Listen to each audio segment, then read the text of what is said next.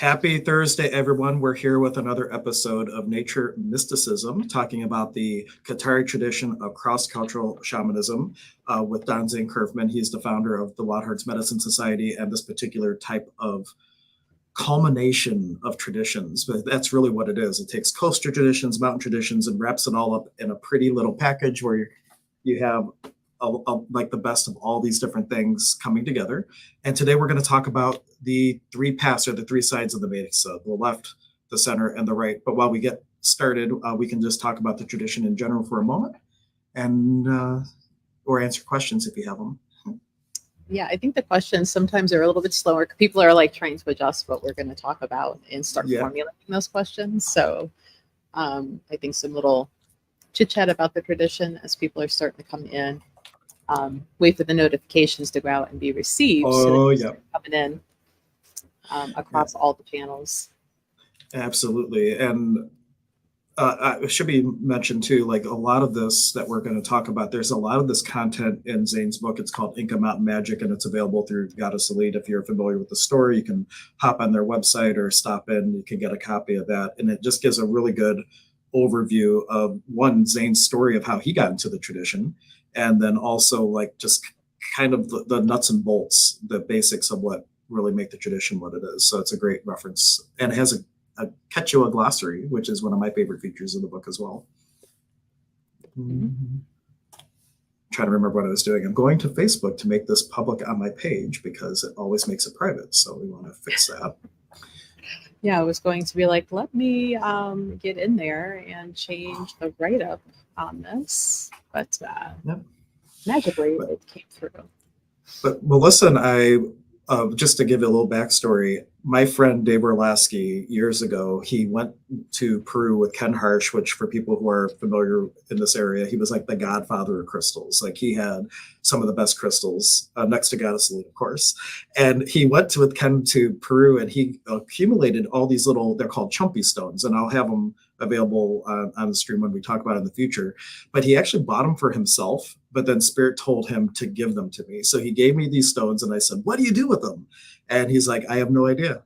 They just called me, I bought them, and I don't know how to use them. And so I started Googling and like trying to find some place to learn how to use them. And that's when I came across Zane. And he actually has a whole chapter in his book about chunky stones.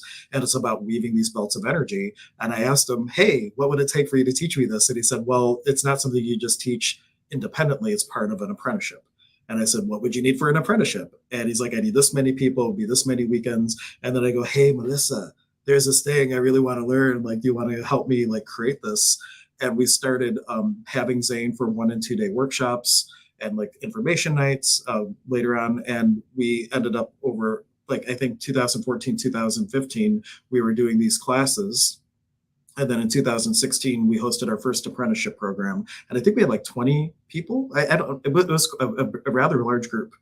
And we went through 7 weekends of the Hatan Karpay and really diving into the tradition. And that's a little bit about what we're going to talk about today, like the three sides, the left, the middle, and the right, and how they all relate for healing and all that. But that's how we came into the tradition. And Melissa thought she was just hosting a class, but then... Yeah, that was one of the classes that I was like, nah, okay, I'll sit in, not a big deal. And by the end of the first weekend, it was like, I am so in. Pleasant surprised at how well, the whole weekend came across and how it felt and how it resonated. I was actually, and it's funny because now I'm trying to think like, where did I see that memory? There was a memory that came up, and it was either the first or second apprenticeship. It's a picture of all of us at the one waterfall, and somebody, so there was like one student not in the picture, and that was the person taking the picture, right? And like everybody crowded around on this balcony by this waterfall, and I'm like, how many was that? That was probably about 10 or 12 people. Oh, maybe that wasn't. Maybe I'm thinking about the second year. The first year was smaller. The years all blend together. And it was interesting because I think it always happened that like we thought, are we going to have enough people? Are we not going to have enough people? And right as we're coming up on the beginning of the first weekend, it all just comes together, just kind of like the expo. And, like it just that magic dream weaving at the beginning, and then everything falls into place. And all of a sudden we have an apprenticeship program. And that was the first year because we used it Brandywine Falls the second year because we could get closer to the water. The first year we used some, I don't even know which waterfall. It just had an overlook and we couldn't really get to the water as easily. Yeah, it was the overlook. The darker, like gray wooden overlook bridge. And of course now I'm not going to easily find it. But, well, I think Zane shared it. I'm going to go to his page. If I can find it, I can share it on the screen too. If it's relevant, I can share it anyway. Where is it? Oh, here it is. And Melissa's not looking at the camera. Silly Melissa. Hate my picture being taken. I will stop sharing that and we will share this screen instead. Share screen, tab. Here we go. Here is the picture we're talking about. Ta-da!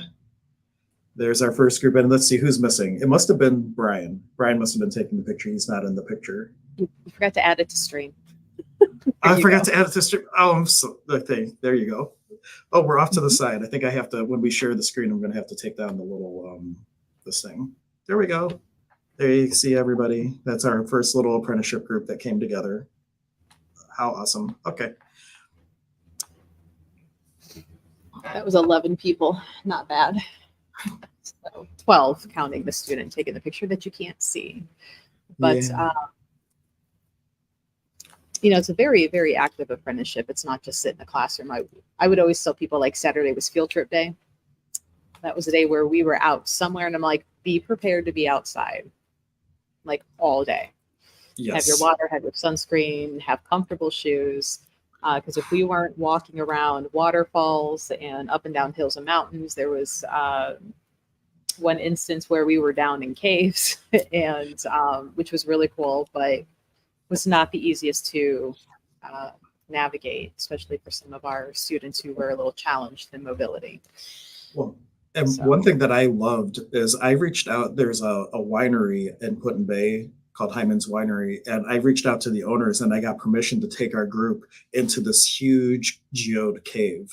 And it's like the largest celestite geode that's known of, and we all were down there and it was just like the silence was amazing, and there's all these different exercises you do, but that's what we were looking at is like these little sacred sites in our local area that we could go to for these initiations, because in this tradition you don't sit in a room, hit a drum and journey in your mind to these places. You go to where the energy is naturally present, where there's a waka, a door, a portal to the world that you're connecting with. So you go to a cave to connect with Pachamama, the womb of Pachamama.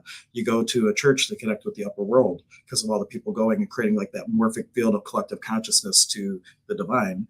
And that's how this tradition works. You go to these hotspots and open yourself up and almost get like imprinted with the energy of that nature area to teach the energy body how to do stuff. And that's what these initiations are really doing, is connecting you with these nature spirits to start developing relationships with them. There was a quick question from Karen. It says, Hank, there's a shamanism circle at 7 tomorrow at Goddess Fleet. Are you a part of that class? I am not part of that class. That is Seven Glory Sunrise, and she does the same tradition as this, but that is like a led process, and it always has a different theme. I forget this month's theme, but that is at Goddess Sleep with Seven, and I've been to them. They're really amazing, so I highly encourage you to attend if you can. Seven has been through the apprenticeship like once or twice, so She only missed the first year. After the first year, she's been part of everything that Zane has offered for the most part, I think, other than maybe a couple of the deep dive classes that just didn't work out timing wise. But I think she's been pretty much a part of everything since. So she's got a blending. It's not all just what we talk about here, but there are elements in it. And she has studied in other things too. So it's kind of like this overreaching title, but people love it. People keep coming back. It's been, growing pretty well for her.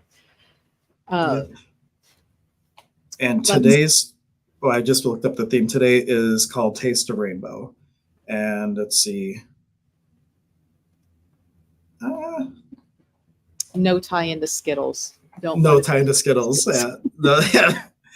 No, just what's your favorite color? What about them? So she's going to be bringing people on a journey of like the different colors and maybe their attributes of how they could be used for your inner work journey and things of that nature, which reminds me a lot of the metaphysics. We have the 7 rays, And those 7 rays, as like light goes through a spectrum, you have the different main colors, and they all have skilled and unskilled applications, and they're used for different things in your personal development. It even relates to astrology. I say it that way because I know how Melissa feels about astrology. And so like there's a lot of work can be done with the colors and the rays. Sorry, just checking out. Somebody was pulling up. Got to keep an eye on the table.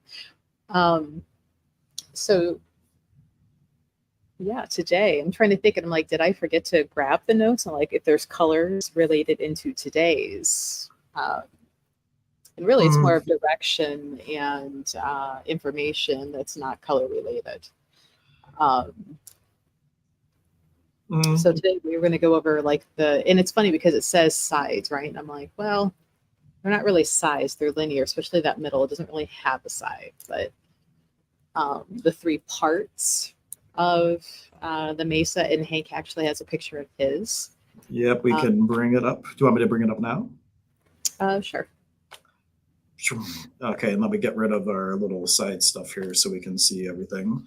So this is one of my setups for my mesa, and it does not have to be this elaborate. Some people just have one cloth. I emulated this from how Zane sets his up, and the design is such that it actually, like the Andean cross that they have, it simulates that, which is like the different little levels, and you can actually use it as a teaching thing. But that's all for a different stream. But this is a mesa very similar to what Zane created when we first started with him back in 2016 with the apprenticeship. Mm-hmm. So I'm not currently near mine to show a comparison. Mine is generally not that big. Mine fits on a tabletop usually. But Hank does more teaching group wise, so it's easier when it's bigger in a way, when you have a bunch of people trying to really look. So and I'll have to dig around in all of the social media and on my phone and see if I can find good pictures of when they were all in person and how everybody would sit in a circle and everybody's mesa would be out and Zane would just walk through and look at everybody. It's just because they would all be similar yet very different and all correct in their own way. So, but, and I love the fact that this picture is, when we say left, it really is left. It's not reversed. So no confusion there. Sometimes that happens with uploading into streams. They get reversed. Do we want to start on the left, the middle, or the right? You know, I think in the program we start on the right, and there's reasons for that. So you start with the right-hand side, which is mysticism, or maybe an overview would be better first. I don't know. I will follow your lead on that. Wherever you would care to start would be fine. Left to right, right to left, middle out, whatever. Top to bottom. Top to bottom. Middle, circle the way out. So yeah, the right side, since you said it first, well, to keep it flowing, the right side is your mystic, your knowledge, the learning aspect. This can also be equated to God's will be done, and don't get wrapped up and caught up in like God being Christian God, just over greater than you. And everything you're experiencing is for your own good. It is learning, it is your teaching, it is the things to make you become better, even if it feels uncomfortable while it's happening, because maybe you're resisting that for whatever reason. But that is your learning, your setting, the taking in of the knowledge. It's funny because it's like sometimes, Hank, I figure like I'm a little bit more right side, you're more left side. I mean, if nothing else, I would say, look at all the books behind me, look at all the reading. Do I always enact everything that I learn? No. Do I find it interesting? Yeah. Little key bits of information. But that is the learning and the scribing, Right. Of the information. I like looking at it as a recipe. It's like the recipe of how to do something in some ways. Mm-hmm. And the left side's like the ingredients, and then the recipe lets you use the ingredients in more contextual fields in a way. Yeah. Left side gets into the actual work of doing the work, and so there's a difference between learning and understanding and putting into action, right? So right is the learning, the accumulating, realizing that you need to learn something, that you don't know everything. So being in that space. getting into that left side is putting into action. Now, there can be downsides isn't the right word, but that's what's coming to mind. There can be fallacy. If you do nothing but learn, like, what's the point? You're not doing anything. It's kind of like, I think that's when Zane gave the reference of like going to church and all they're doing is talking at you and you're not feeling the Holy Spirit, you're not feeling the joy, you're not feeling, because they're just spewing info that they're regurgitating at you. So that's where you can get to be that almost like book smart but street dumb, right? Because you're not using what you've learned out on the magical streets. So it's not, the goal is not to spend too much time just learning and never putting into action what you're learning. That information will go stale. What was I going to say to that? Zane would also say that knowledge without application is just trivia. And what some people fall into the trap to, like people love to figure things out. You can figure out all of reality and how it works, but if you're not living life and not using that information to live your best life and to live a more authentic life, then it really is just, trivia is a good word for it. I would call it something else, which is not appropriate for the stream. But you can get caught up in the details, and that's one reason, like in like Tantra, for example, one of the things with Sahara would be like you have to like just give up all your knowledge in order to be fully embodied. It's almost like you can, if you get caught up too much in the details, it can be a trap because you're just all trapped in the knowledge. And I think that's why you really got to balance the knowledge and then, well, how do I use that in a practical way for my evolution? Mm-hmm. Left side, that the work, right? The magician, the magic, the actual doing. And you know, the downside for that one is, and I'm sure we all ran into it if you are remotely in any metaphysical community, is you'll have that person that is just so out there. That they're ungrounded, they're just flitting around, they're kind of love light and everything else, but nothing ever comes through of it. It's not quite syncing, it's not quite meshing. They're always up here and never down here. So it's that spacey, right? So you have your person on the right side who never gets up, and then you got the one up here who never comes down. Right. So it's kind of, it's finding that balance, and that's where that middle is the balance of both sides of being equally. And sometimes you may step a little more to one or the other, like if you need to go relearn something or learn something new to put it in your tool belt to make something on the other side become more effective. You can fluctuate, but you never want to stay too far on either side. Yep. It's try to be that's really the middle path that we'll get to in a moment, like trying to be in a place where you can swing either way depending on the moment and what's required, but not lose yourself to the right or lose yourself to the left. And one example I liked that made sense for me is like if you think about the evil genie, like the left side unchecked is like you're a chaos creator potentially, and you'll put something out to the universe and it shows up, but it might not show up exactly how you wanted it to. So it's like, I'm going to create a pile of money and it appears above your head and crushes you. Like that. It's like the raw, undomesticated power of the universe. And the right side is the container in which it goes in, or think of it like the waters of creation. You have all this waters of creation. How are you going to make the container to hold that creation? That's the right side.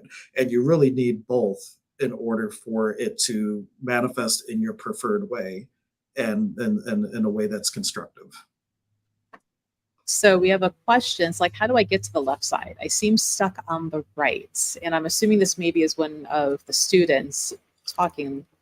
We just can't see the name. Maybe I can look, I can go to the group and look that up actually in a second. I won't call them out unless they want to give us a name. But really, I think that's in the experience. You know, Zane would say that, you know, just do the practices he gives you. You're going to have your own experience. He just needs the benefit of the doubt for you to be willing to do the exercise, to have the experience. And as you start to have the experiences and develop your relationship with Pachamama and your relationship with the water, you start to tap into those waters of creation and the raw potentiality of things. But it's all in the experience. So you dive in and you do the different works. Or do you have a different idea about how people can shift out of the right and more into the left? I think honestly, it's just really in small steps of actually doing the practices, the exercises. I'm not sure who our question asker is and what apprenticeship year. But depending on the exercises that we're taught, it's just doing them. Even if you start with just being in public and, eating the hoocha of a stranger. Because I think for a lot of us, right, is that worry of I'm not going to do it right. So you keep going over the instruction, you keep going over the learnings. Like, do I have it right? Will I do it right? Am I going to mess it up? What's going to happen? And so you just kind of have to stop that hamster wheel of worrying about if you're going to do it right, if it's going to be appropriate, and just start making little steps. And if you are, friends with anybody in the class, to say, hey, let's practice back and forth and start just getting comfortable with it. Mm-hmm. And this is one reason why I think it was last week I kind of talked or suggested like having like a meetup or something for some of the students to come in and be like, I haven't had a chance to practice this or to try this, or just to give that open and safe area and time for people to be like, just never really tried that. We read about it. We talked about it. We did it once in class. Mm-hmm. I'd like to do more on it. So maybe that's something that we need to, but it really is just kind of making yourself do those small steps and get used to doing it and get out of that uncomfortable worry of, am I doing it right? That, and one example Zane would give too, like to get out of the head and into the heart space, he would say, take your consciousness and like let it roll down your head and come down into your heart and start, instead of thinking about things, start feeling about things would be a way to do that, because the right side is very mental. We got the sun, which comes in and the wind and everything, but it's like, it's really a mental space because it's about the knowledge and not the application. And so if you can go down, like we teach different techniques or processes in the class, but they're the beginning part until your intuition takes over. It's kind of like riding the bike. At the beginning, you're like really focusing on everything, keeping balance and all that stuff. But then at some point it becomes intuitive and you can almost do it without thinking. And the same is true with this tradition. You just use everything and there'll come some tipping point where all of a sudden you're in your heart and your power munai, which is a combination of will and love, and you're out of your yachai, which is like the knowledge and the wisdom, and just rolling down. Both are needed. And then also the industriousness of the physical body, the Lankai. And those three things together is what propels you in this reality to be able to make use of these things to help your fellow travelers, walk each other home and all that jazz. But the heart is really the blending point between the two. And so getting in the heart, however you would like to do that, development circles, things like that, getting really into your intuitive space is going to help a lot. Mm-hmm. That was a great question. To be willing to admit, like, I feel like I'm stuck. How do I get out of that? And it's funny. I think there are most of the people, at least in the 2 or 3, like in person, there were a lot of people that were stuck on that right side and that were nervous to move to the left. I don't really remember anybody completely on the left that like just wouldn't or didn't realize like, you need to come a little bit back over here. Oh, they're there. I won't call anybody by name, but Zane was aware of people that were very left, very, very left. And it's like some of those people are like what we would call in the tradition a kamasic. And they are someone that's chose by the nature spirits. It's someone who's like naturally just like initiated by spirits. But Zane would say, like, even if you're initiated by the spirits, you need to be initiated by man as well in order to bring that together. And there's people that were like really in the raw power that didn't have a lot of context to put that power to use. And sometimes results in healing work and things might be unpredictable and different things like that. So it is important. And those people did shift through the program because we start with the right, we start with the container to put that power in, and then you work around going into the shadow and back up and all that. There's an alchemy to the class, quite literally, where Yes. you get the tools to give you the structure, and then you're diving in you come back up, you dive in again. It's a process of self-discovery and empowerment and transformation, and alchemy is really the word that keeps coming to mind. You're alchemizing yourself and shifting things to be used differently within your field and your body. Yeah, this is actually, and now you can see all the letters behind, but if you can see that circle, or not circle, but that weaving of where you're kind of going from back and forth of like learning and practicing, and then the straight line. And that weaving was related into the puma, the hunting, the gathering, the getting of the information and the action of putting it through. And then the serpent.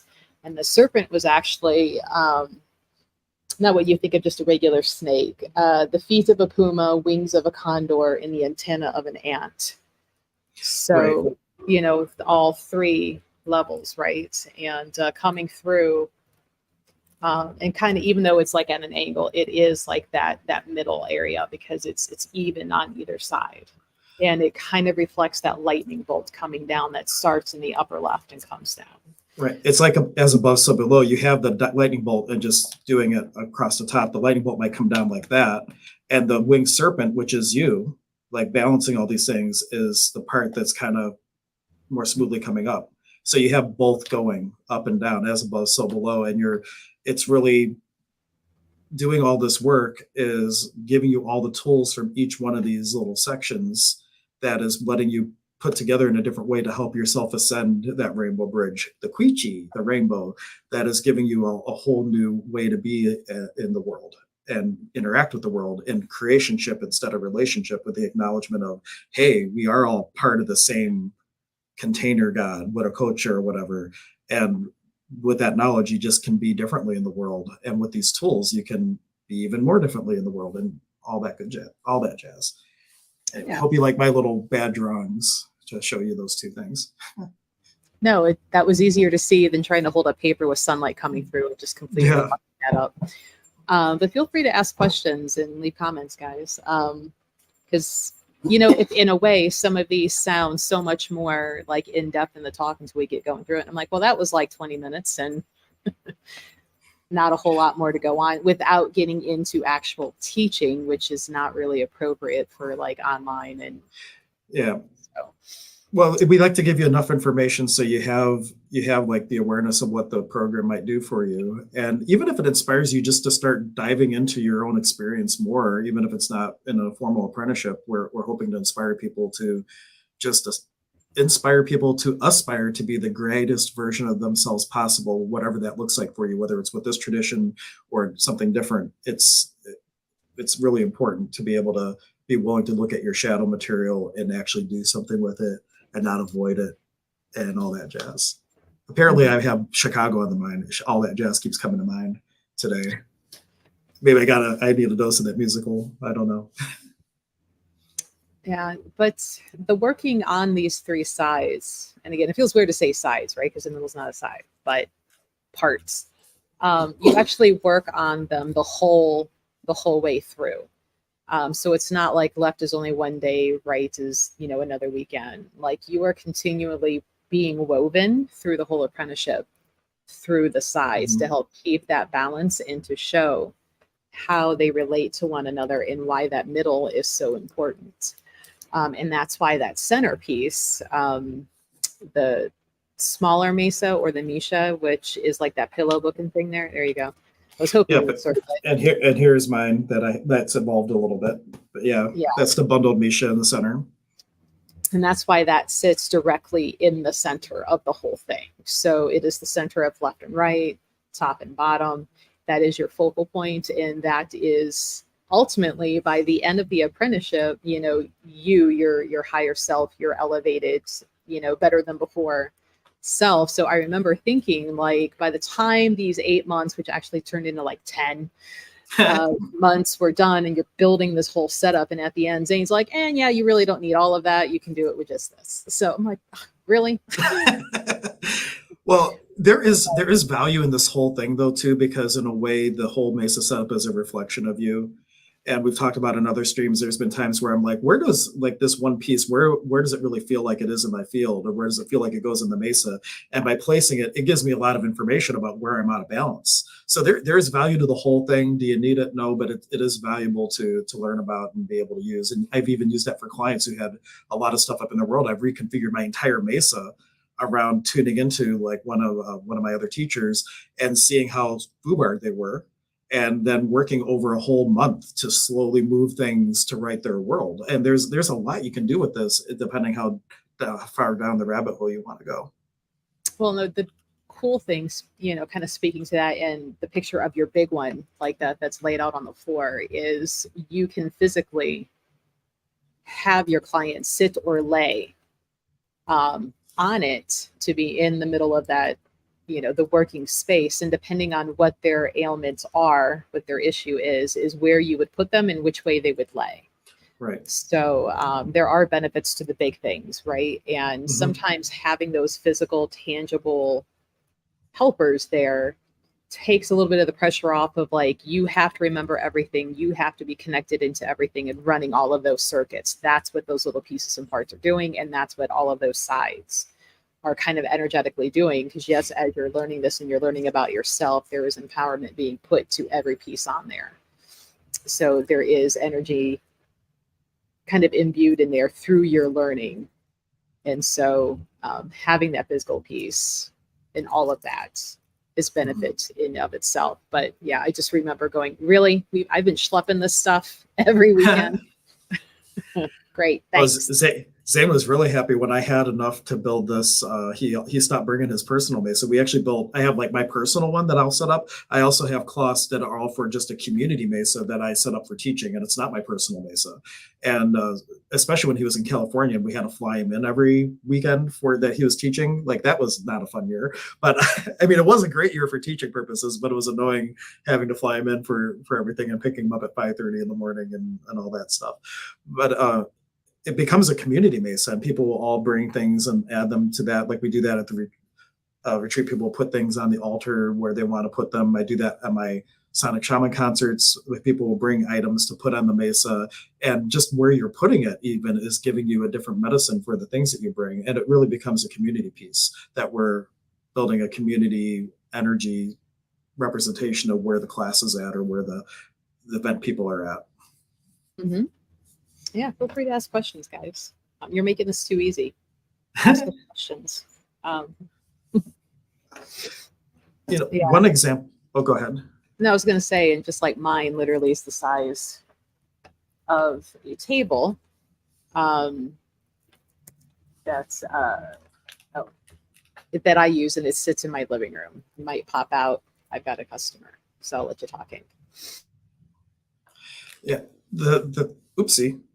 Oh, she's got a customer something. While she's gone, what I was going to mention was that I have like this analogy to kind of explain the middle path, because the middle path is the one thing we haven't talked about yet, and that is the path of the healer. And in a way, it's how to keep one foot in both sides and not get lost. You're really being in that center of that gradient, if you want to think of it that way. And I look at it as a conductor of an orchestra. The right side is all the musicians playing a piece of music, technically perfect, but the music has no soul. The left side would be everybody playing their own song with no cohesion whatsoever. They're just playing random things. And your job as the nature mystic is to be able to balance those two. And you're basically being able to be the conductor of the symphonies of the universe, in a sense, and conduct all the energies in a way that you can take that raw power of the left side and put it in a container to the right. And especially doing that for clients, where you're being able to write their world in a way. Like I even did this yesterday for someone, where someone goes through what we call pachacuti, which means world turned upside down, and their whole world got ripped out from under them and their life is in chaos. You're basically doing things with one of our staffs that we have, that you're recapitulating reality around them, and you're being able to write the world. That's like something that you're able to do for people as a result of doing a lot of this work that we're talking about. And now I'm stalling for Melissa to come back. I'm not sure. What questions do you guys have, if you have questions? And here's my little mesa. While we wait, let me see. If you see anything on the picture too, you feel free to ask about it. Like I had my main mesa in the middle, and to the right of that, you'll see a little purple bundled cloth. That's a humpback mesa. And there's like two different types of mesas. This one you never open. A humpback mesa you would open and you would actually let people see that one, and the stones that all have different qualities. And you could even do a healing just by letting people pick a couple of stones, and the stones that they pick, you knowing what they represent, would be allow you to like kind of make a recipe for the healing that day, knowing that, hey, they need the grounding, they picked Pachamama, they picked an ancestor stone, maybe they need a little ancestral healing. And then your ability to go back and forth between the right side and the left side using that knowledge, but being able to really create a healing from the heart, because you can go totally off outside of what's being taught, and you do it from the heart. You might be doing things that you've never done before, but you have the confidence because you took the time to develop both sides, that when spirit gives you an inspiration of what to do for a client that may have never been a healing technique that you've seen before, it gives you the freedom and flexibility to trust that knowing and to really dive in and allow yourself to have the freedom that, this might not make any sense, but it's exactly what's required. And when I've done that in the past, all of a sudden they might receive a session and it was perfect, and you don't even realize how impactful the things are that you're doing until you kind of unpack it afterwards. Okay, and the question that was just asked, you're talking about the left, right, and center. You can also talk about the diagonals. So the axis of the divine diagonal is as such that we're going left to right, and this is the first divine diagonal. This is a divine feminine, and that's what we're shifting into, because we had this huge period of time where we've had this toxic masculinity really ruling the planet, and there's this huge pivot to the divine feminine. Worthy to note that there could be toxic femininity as well. And so like the idea, like Zane will talk about how the communal serpent and the conquering lion keep toppling each other. And what's really required is those two to come together and actually merge and get married and be able to have like this space. This is maybe the next golden age, that you have like this middle ground between the gradient of masculine and feminine. Because in this tradition, we actually look at everything as feminine. All of creation is feminine. And within that feminine, we have masculine and feminine, which is really a gradient of an energy, if you want to think of it that way. And we also have the right side, which this divine diagonal, that would be the divine masculine. And so our target really as a species, as humanity comes in from the kingdom of me to the kingdom of we, is to find the balance of not losing ourselves, not letting the pendulum swing so far that we're now going to come up and have like the toxic femininity. We want to find that middle ground where we can have like a balancing of both, where it's actually useful, and that type of thing. Let's see. A whole bunch of people saying good morning. I'm not sure what that says, Raid.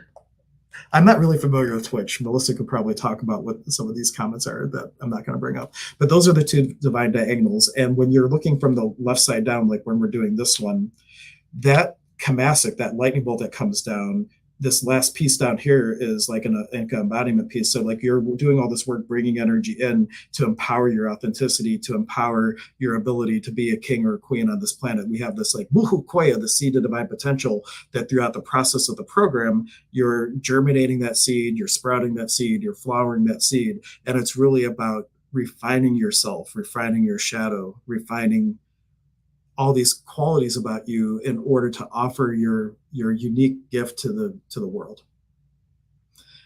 And that lightning bolt coming down is that Inka embodiment piece. It's like the bringing together worlds, and your expression into it is that flash of your brilliance into the world.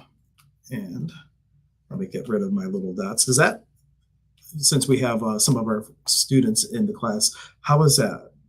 Is there more questions that come from that? And the right side, I don't know as much about, like that right side, but the divine diagonal coming down for the divine masculine, Zane, other than this last retreat, we had the Corraliti festival, which happens in Peru on the winter solstice, because it's the return of the sun. And at the last retreat, for the first time, he really had some right side diagonal teachings, which is really about, in a way, I want to use the word dream weaving, though that's not 100. Like there's rituals where you're doing things to help dream weave that raw unmanifested potential into the reality that you prefer. And so you're giving context through different exercises that you do. So the right side, the right divine, or the right diagonal, if you will, one part of that is really refining the container that you are creating. So there's like the destiny of the soul, which is the raw power. It's the raw, like the theme of that life. So you're walking down the hallway, and that theme is all about healing people or maybe feeding people or whatever. That's the destiny of the soul. The destiny of the soul can be played out 1,000 different ways because it's just a theme. And the right side would be the actual form that that takes. Oh, she's almost back. It's the form that it takes, and then being in the middle, you're able to kind of balance those two, so you can have your cake and eat it too, if you will. But the problem with the destiny of the soul, what some people run into, is because the destiny of the soul can be realized 1,000 different ways or nearly infinite number of ways. People who are like master manifestors or things, they might find one thing and they think that's it, and then but now something comes across their awareness, they think that's it, and they keep jumping from thing to thing to thing. They're all right.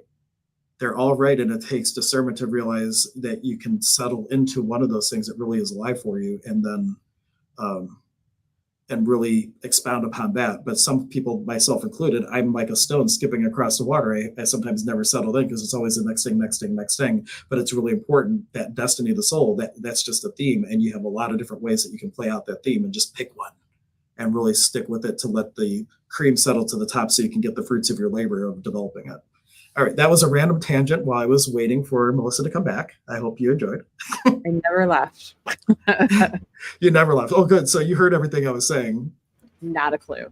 Not a clue. Okay, well, then I guess you can't. Nope. Well, the question was everybody about that rated in. Thanks, eRoom, for rating in with all your friends and catching up here on the back end of our Twitch friends. But what were you going on about, Hank? No, well, our mysterious Facebook user, aka Jennifer, was asking to talk about the other the divine diagonals themselves, and so I talked a little bit about the divine masculine, and that Zane doesn't really teach a lot about it, but he did at the retreat because of the Kodaritu festival, which is all about the return of the sun, and it's all about using exercises to help refine how something might show up in your world. Like if you're going to be an author, there's exercises that will help bring that into fruition more easily, and different things like that. And then I got on to talking about the destiny of the soul is the theme of your life, but the actual fate, no, I don't want to use the word fate, but like how that destiny comes to be, that's more the masculine side. It's the container that raw theme is manifesting from.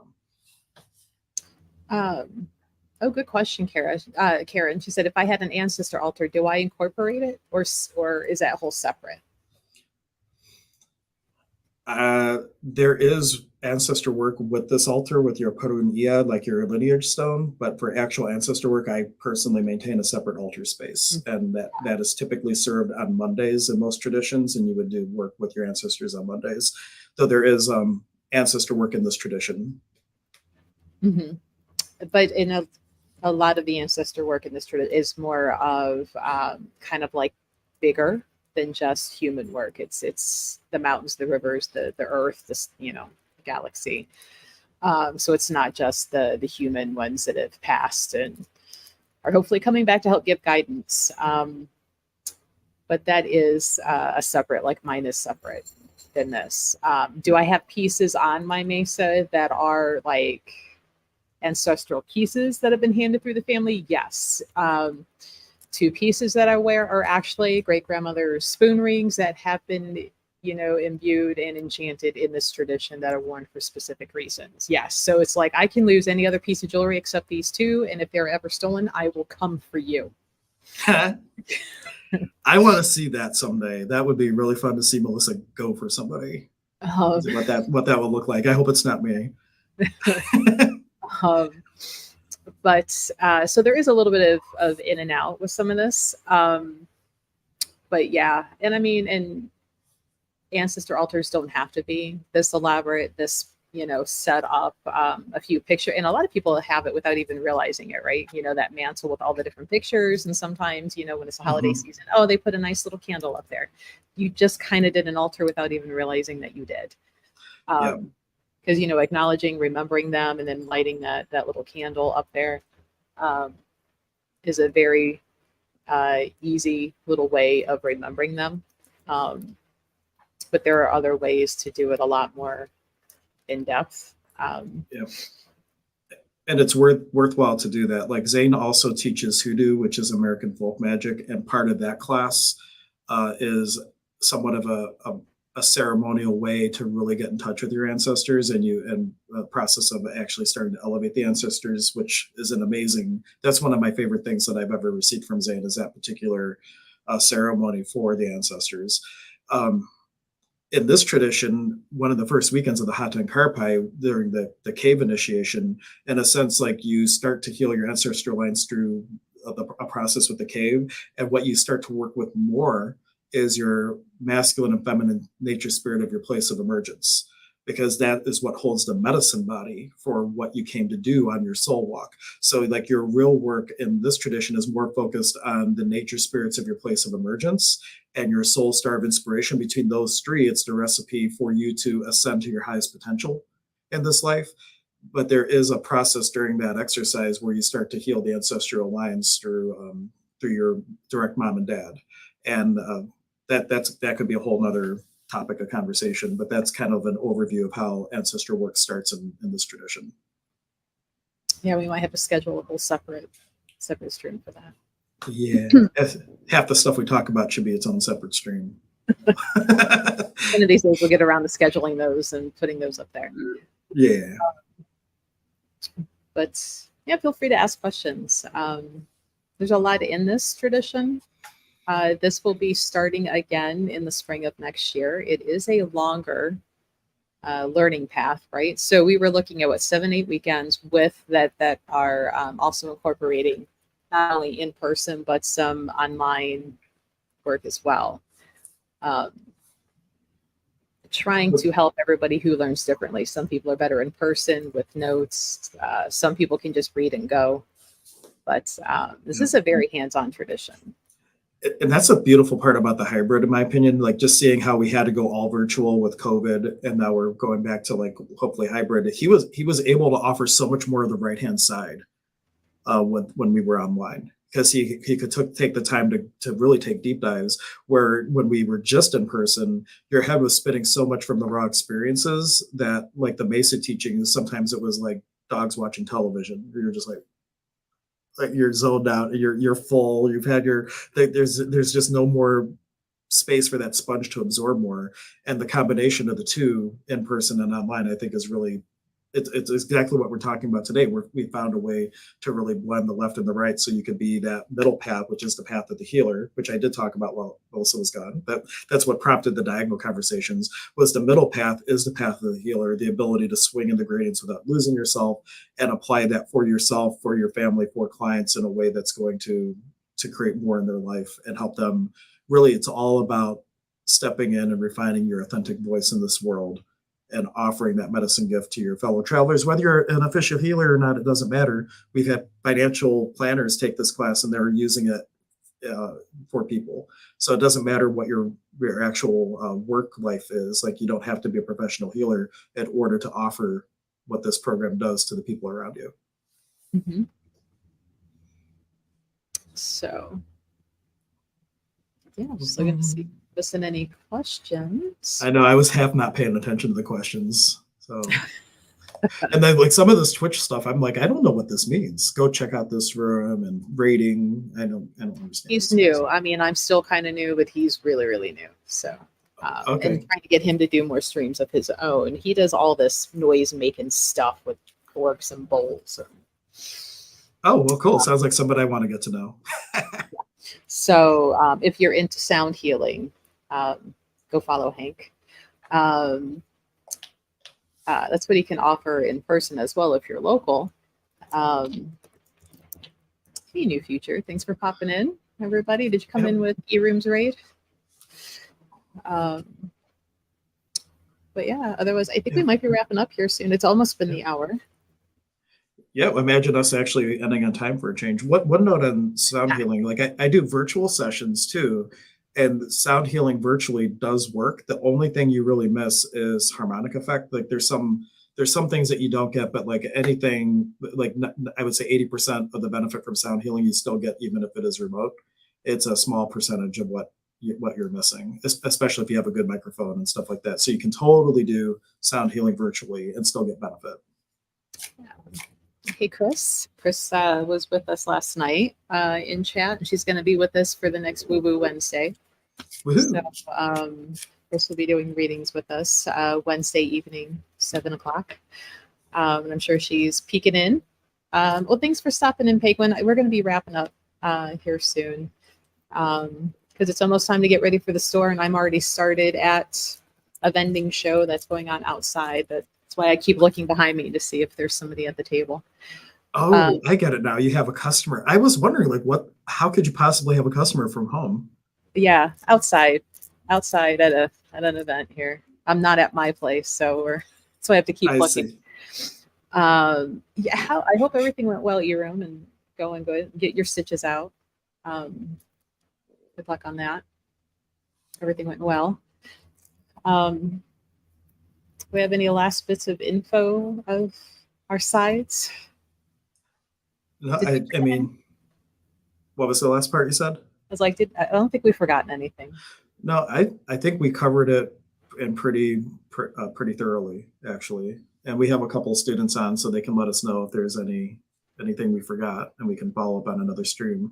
But really, if this calls to you, start diving in. We'll be doing information nights, or if you want a little taste of it in action, next Thursday out of my space, I'm doing a breathwork and ceremony with one of the other students of the tradition, cricket. And so we're getting together and like doing the divine masculine and feminine coming together. And then between breath, sound, and this tradition, we're creating an experience for people. So that's going to be next Thursday at 7 at my place in Westlake. If you're local, you can check that out. And it's on my website, hanksutala.com. Just my name. It's easy. And for 7 Circle tomorrow, if you want to check that out, goddessalik.com, you can check out about her drumming journey circle, which is going to be tomorrow night, also at 7. Mm-hmm. So you get to see 7 at 7. I mean, what better alliteration than that? I know. I'm all about alliteration, you know. Well, thanks for hanging in there, guys. We do this every Thursday at like 10 a.m. Some sort of shaman talk. We haven't even talked about what next week's will be, so we might decide that like in a couple days and put it up there. Well, good luck. Medium. Maybe we can do the 3 staffs. Oh, medium. Ooh, that sounds like fun. Very cool. So yeah, every Thursday, 10 a.m. Eastern Standard Time, shaman woo woo talk. Come check us out. Come ask questions. Come learn some stuff. Yep, see what you learn. Yeah. Sounds good. Well, until next time, guys. Thank you so much. Bye. Bye.